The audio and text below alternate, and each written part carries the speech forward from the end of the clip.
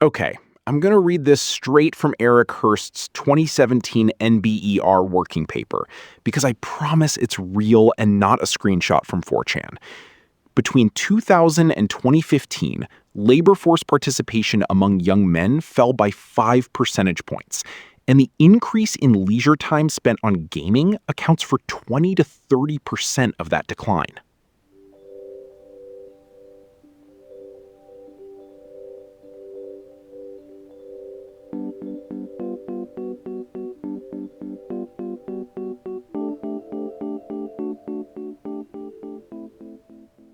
So the labor force didn't quit, it just went AFK.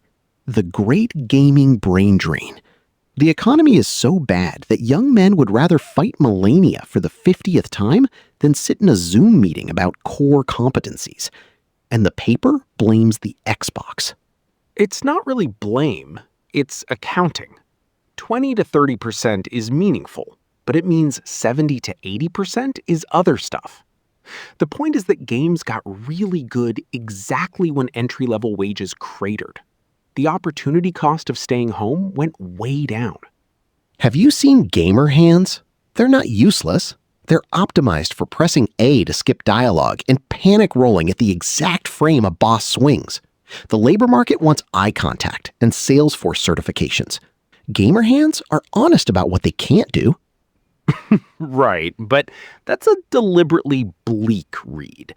The Hearst paper found the effect concentrated among less educated young men, not the whole demographic. That suggests it's not just games are fun, it's that the bottom fell out of the labor market for exactly that group. So the policy fix has to be about making work pay. Making work pay. There it is, Marty's monthly Make Work Pay sermon. We could just say, the market produces jobs so bad that a $20 game with 80 hours of exploration beats them on a pure reward schedule. That's not a policy failure. It's a market success. The market successfully told people to leave. I know it's rational. That's my point. If wages for low-skill work had kept pace with productivity, the calculus looks different. But you can't say a young man with no college and an $11 an hour retail job with unpredictable scheduling is making a broken choice by choosing a one-time $60 game. We need wage subsidies, childless worker EITC expansion, reliable scheduling. So we bribe people back into bad jobs that the economy still needs but refuses to compensate. Meanwhile, the actual leisure is the only form of self-directed life they can afford. The paper should be called The Great Escape. Not from the workforce, from the bullshit. But there's a collective action problem. If a huge cohort exits, we get lower growth, more social disconnection, maybe worse mental health. I'm not saying take away the console. I'm saying build on-ramps, free community college, apprenticeships, portable benefits for gig workers. Make alternatives as engaging as the game. You want to make community college as engaging as Elden Ring? Marty, have you seen a Canvas course? The LMS is worse than the game's first boss. But fine, if you want to compete with From Software, you'll need better lore. Apprenticeships in plumbing have hidden paths, but no overpowered builds. Okay, not literally. But look, game companies have spent billions on engagement. They have psychologists designing reward loops. It's not entirely fair to ask a 19-year-old to resist that with willpower. That's why I do think there's a small role for policy. Maybe online platforms shouldn't be optimized to maximize compulsive use. Now Marty wants to regulate Mario. Seatbelts in Hyrule. Warning, this game may cause you to realize your labor market prospects are grim and trigger a quarter-life crisis. The real brain drain is all the kids trying to become Twitch streamers because they see a few guys making millions. It's the same lottery as the NBA, but with more LED lights. That's a huge part. The specter of streaming income makes gaming look productive. If you think there's a chance you'll make a living, it's not pure leisure. So maybe we need better labor market information and create more dignified alternatives. Or we could just tax the hell out of Twitch millionaires and build public broadband and community colleges that don't require you to handle a private loan ecosystem. But those are structural. You keep saying on-ramps. The road itself is cratered. So what do you want? Job guarantee? UBI?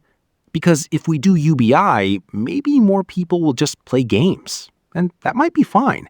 But someone has to repair the bridges and staff the clinics. We can't all be full-time Let's Players. Maybe we should have a society where being a full-time Let's Player is not the only viable escape from a terrible job. But if we're going to have a leisure economy, own the platforms publicly. Public gaming servers, local game libraries, modding workshops. The problem isn't play. It's that play is owned by Activision. See, you always go to public ownership of PlayStation. I'd rather use collective bargaining to raise wages across service and manual sectors. So the choice isn't get paid garbage or game. Sectoral bargaining, a $17 minimum wage, portable benefits. Then games can be a hobby, not a career plan for millions. Sectoral bargaining? Marty, you're an old romantic. The actual fastest growing sector is content creator with a 0.1% capture. The kids are playing Valorant because it's the only meritocracy they can see. It has clear rules, instant feedback, and no unpaid internship. That's a mirror. Fair. Maybe Hearst's 20-30% is the economy offloading its failures onto a very good entertainment product. But if we don't create real on-ramps, we're going to have a cohort of 30-year-olds with incredible KD ratios and no health insurance. They'll be fine. They'll just become podcast hosts and complain about the labor force participation rate. Wait, that's us. We're the brain drain. I'm going to go play Stardew Valley and call it field research. We're the poster children for the great gaming brain drain. I'm going to propose a policy paper on it. Maybe someone will read it between matches. So, after you wandered off to do field research in Stardew Valley, I pulled the numbers on the gaming brain drain thing. There's a 2021 study that says gaming PCs and consoles in the US alone consume about 34 terawatt hours a year. That's more than Sri Lanka uses in a year. Wait, go back. The entire country of Sri Lanka? Hospitals, streetlights, tea kettles, all of it? Less than American gamers trying to get a slightly shinier Battle Royale skin? I know the comparison's a little apples to kilowatt hours, but yeah. And before you say it, we're burning the planet to render fake orcs. I'm not saying it. It's a good line. It's also true. Except that's too easy.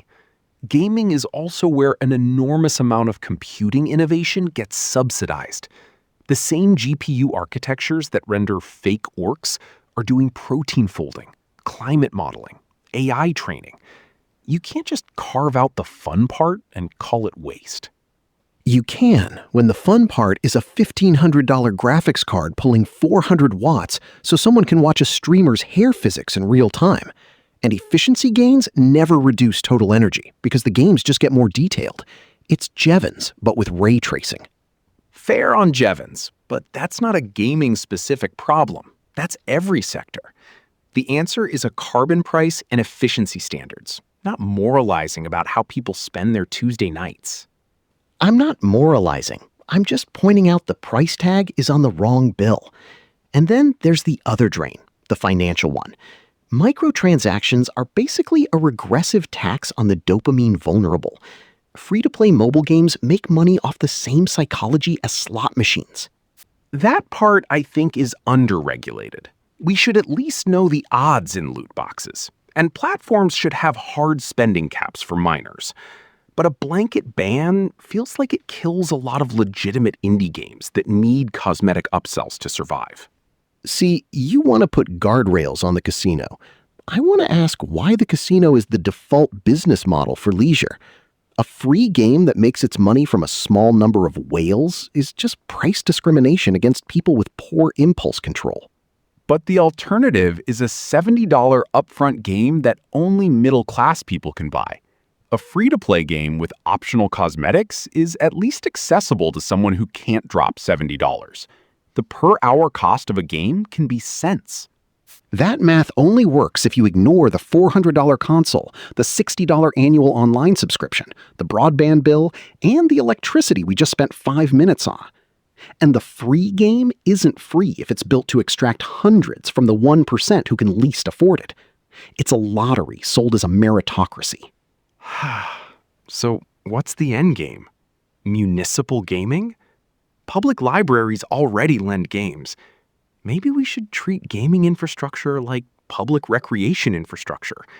Subsidize access, fund community esports, regulate the manipulative loops. I'm more radical. I want public servers and open source game engines, like public parks for people who can't afford a backyard. And I want the cloud compute for it to be powered by renewables, not whatever coal ash is left after the data center tax abatements expire.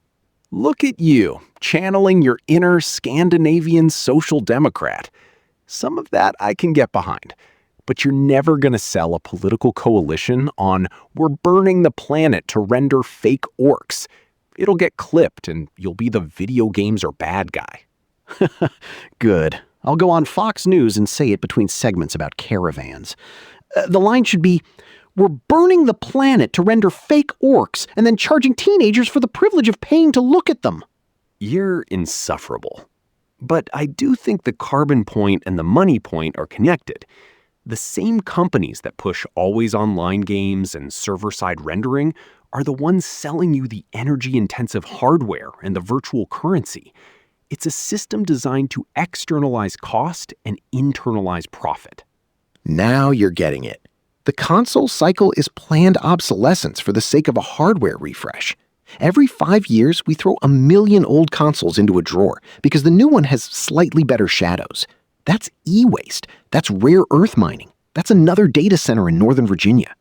But if you put a carbon price on the electricity and a right to repair law on the hardware, the industry would adapt. They'd design for efficiency, they'd offer repairable components, they'd use more sustainable materials. I think the institutions can get there. They can get there after a decade of lawsuits and 5 leaked memos about how kids prefer digital downloads so they can't trade in their games. The adaptation you're imagining is just a greenwashing coat of paint on the same extraction machine. Maybe, but I'd rather push for the standards than just sit here dunking on gamers for wanting a distraction while the world burns. The world is burning anyway.